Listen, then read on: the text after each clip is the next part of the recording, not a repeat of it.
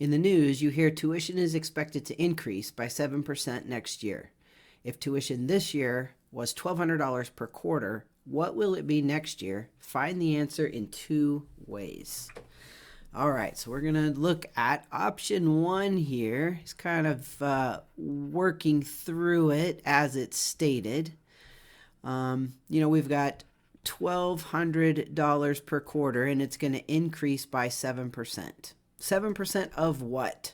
Well, 7% of $1,200. So first thing we would want to do is figure out what's 7% of $1,200, and this would give us the amount of increase. How much is it going to go up? All right, so we could grab our calculator and do 1,200 times 0.07, and we get $84. And that's the amount of increase. So the new tuition then, we're just going to add the $1,200 plus the $84, and we're going to get $1,284. All right, that's your new tuition. Easy enough? Well, there's an easier way to do this that's actually going to come in handy when we start talking about exponential growth. So this option 2 is really going to be the way that you want to think about this moving forward. So let's say this year's tuition is the $1,200, right? So that's 100%. That's how much the tuition is. Well, next year it's going to increase, right? And how much is it going to increase? It's going to go up by 7%. So next year's tuition is going to be 107% of last year's. So the shortcut way to do this is we could say, oh, next year's tuition is going to be 107% times this year's tuition. See, when you times something by 100%, you just get that number back. If you times something by a number bigger than 100%, that number is going to get bigger. So basically, if we just take 1,200 times 107%, which is 1.07, we can get to our answer in 1 step rather than 2. So if we take 1.07 times 1,200, we get 1,284. All right, so this, all you'd have to write out would be this part right here. All right, I just wrote that top part to kind of help you understand where the 107% came from. So think about any kind of, like, let's say your meal had a tax on it. Like, we could go back to this problem.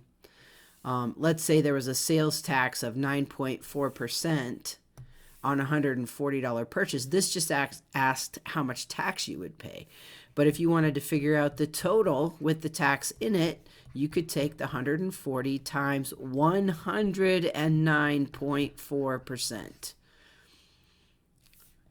Take that 9.4% and add it in with 100%, add it on to 100% and multiply it, and you'll end up with basically 140 plus 13. That would be the answer to that.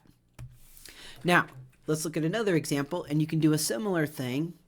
Well, let's see. In this example, we're going to find the percent decrease, but you could do a similar thing here if it was going down by 7%. If something was going down 7%, then you would do 100% minus 7% is 93%. So let's say tuition was going down 7%. Then we would take 1,200 times 93% because it's not as much. If we multiply by 0.93, it's going to go down. Times 0.93. And tuition would be $1,116. So you don't actually have to find the amount that it's going down. You can just multiply by either 100% plus the increase if it's increasing, or 100% minus the percent decrease if it's decreasing. All right, next example. The value of a car dropped from $7,400 to $6,800 over the last year. What is the percent decrease? All right, so if we want to find the percent decrease, we could do this a couple different ways, but this doesn't say to do 2 different ways, but I'll show you a couple different ways. You can find the amount of decrease divided by the original amount. All right, that's a typical percent decrease.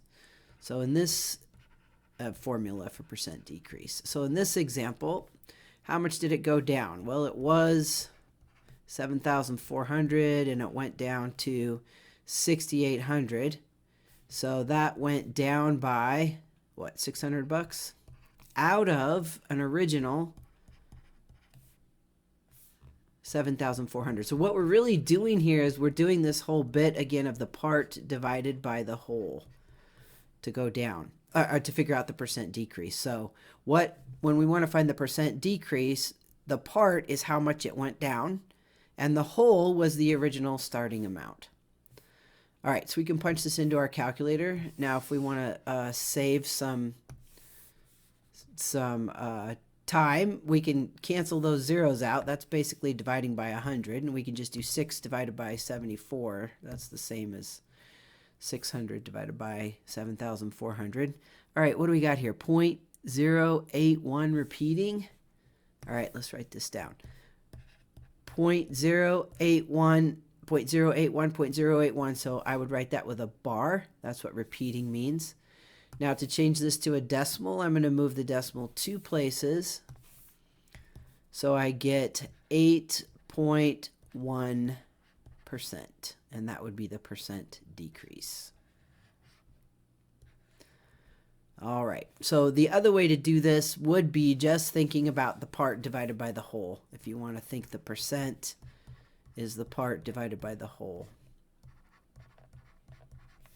You could actually also figure out what percent 6,800 is of 7,400. Right? If I say, okay, 6,800 out of 7,400, 6,800 divided by 7,400 is 0.918918. ... All right, so that's how much is left. So if I move the decimal 2 places, I say, oh, I've got 91 point, I'm going to round this up to 9% left, right? It decreased, but it's still 91.9% of its value. So that means that it decreased by, how much did it lose? Well, it was 100% of its value minus the 91.9%, and looks like it lost 8.1% of its value. So you could also do it that way. All right, lots of different ways to think about these things. It's good to actually know how to do them in different ways to increase your number flexibility and just being comfortable with what all these values mean.